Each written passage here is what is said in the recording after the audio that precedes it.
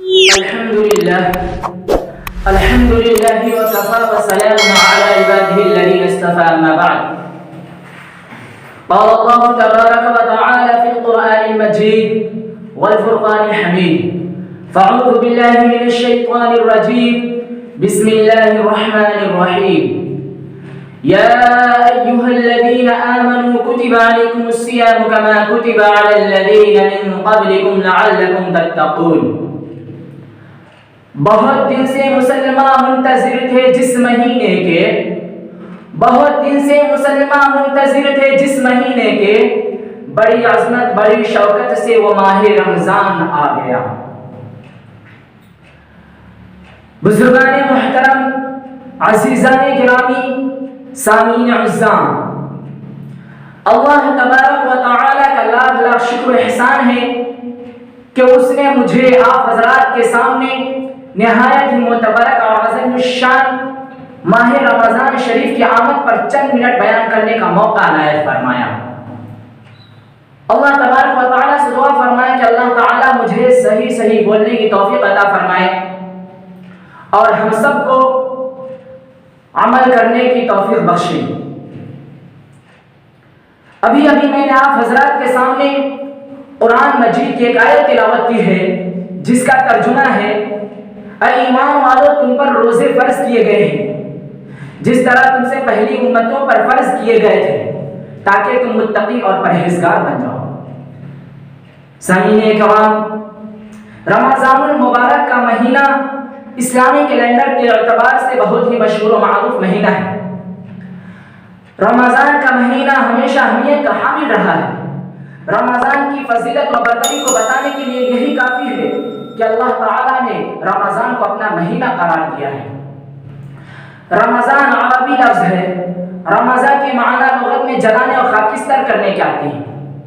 جس طرح آگ لکڑی کو جلا کر راکھ کر دیتی ہے، ٹھیک اسی طرح رمضان انسانوں کے گناہوں کو نیست و نابود کر دیتا ہے.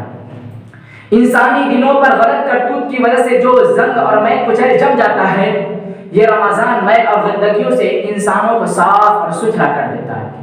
بزرگان محترم، ہمارے آقا رسول اللہ صلی اللہ علیہ وسلم نبوت ملنے کے بعد 13 سال تک مکہ معظمہ میں ہی لوگوں کو احکام خداوندی سناتے رہے اور اس کی تبلیغ کرتے رہے. لیکن جب مکہ کے باشندوں نے آپ کو ہجرت کرنے پر مجبور کر دیا تو آپ صلی اللہ علیہ وسلم مکہ چھوڑ کر مدینہ تشریف لے آئے. تو یہاں سب سے پہلے یوم عاشورہ کا روزہ فرض ہوا تھا. لیکن ہجرت سے 1.5 سال بعد 10 شعبان المعظم 2 ہجری کو رمضان کے روزوں کی فرضیت کا حکم نازل ہوا اور یوم عاشورہ کی فرضیت ختم کر دی گئی. تو آپ صلی اللہ علیہ وسلم نے فرمایا کہ جو چاہے اب یوم عاشورہ کا روزہ رکھے اور جو چاہے نہ رکھے. علماء کرام نے لکھا ہے کہ حضرت آدم علیہ السلام نے جنت میں وہ گیہوں کا دانہ یا پھل کھا لیا جس سے اللہ تعالیٰ نے منع فرمایا تھا، تو حضرت آدم تھا. پھر جب اللہ تعالیٰ نے ان کی دعا توبہ قبول فرمائی تو کفارے کے طور پر اتنے ہی دن روزے رکھنے کا بھی حکم دیا. یہی حکم ان کی اولاد کے لیے بھی مقرر ہو گیا اور مکمل 1 مہینے روزے رکھنے کا حکم نازل ہو گیا. بزرگان محترم، رمضان المبارک کا مہینہ چونکہ قدرت الہی کے جانب سے بیش بہا تحفہ ہے، اس کا ایک منٹ، ایک سیکنڈ اور ایک لمحہ بھی نہایت معتبر اور قابل قدر ہے. اس کی اہمیت کا اندازہ اس بات سے لگایا جاتا ہے کہ حضور صلی اللہ علیہ وسلم رمضان شروع ہونے سے پہلے ہی صحابہ کرام کو اکٹھا کرتے تھے اور تقریر فرمایا کرتے تھے. رمضان کے وقعات اور اس کی قدر و قیمت سمجھاتے ہوئے اچھے عمل کرنے کا شوق دلاتے تھے. ایک مرتبہ رمضان کا مہینہ قریب تھا. اس وقت رسول اللہ صلی اللہ علیہ وسلم نے ارشاد فرمایا: اے لوگوں، رمضان کا مہینہ آ رہا ہے جو بہت برکتوں اور رحمتوں والا مہینہ ہے. اللہ تعالیٰ اس میں تمہاری طرف خصوصی توجہ فرماتا ہے اور تم پر اپنی رحمت نازل فرماتا ہے، گناہوں کو بخش دیتا ہے اور دعائیں قبول کرتا ہے. تمہارے نیکیوں میں ایک دوسرے سے بڑھنے کو دیکھ کر اللہ تعالی فرشتوں کے سامنے فخر کرتے ہیں، لہٰذا تم خدا کو اپنی نیکیاں دکھاؤ۔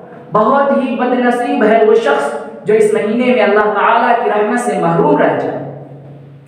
انہی چند باتوں پر میں اپنی تقریر کو ختم کرتا ہوں۔ دعا کیجیے کہ اللہ تعالیٰ کہنے سننے سے زیادہ عمل کرنے کی توفیق بخشے۔ وآخر دعوانا الحمد للہ۔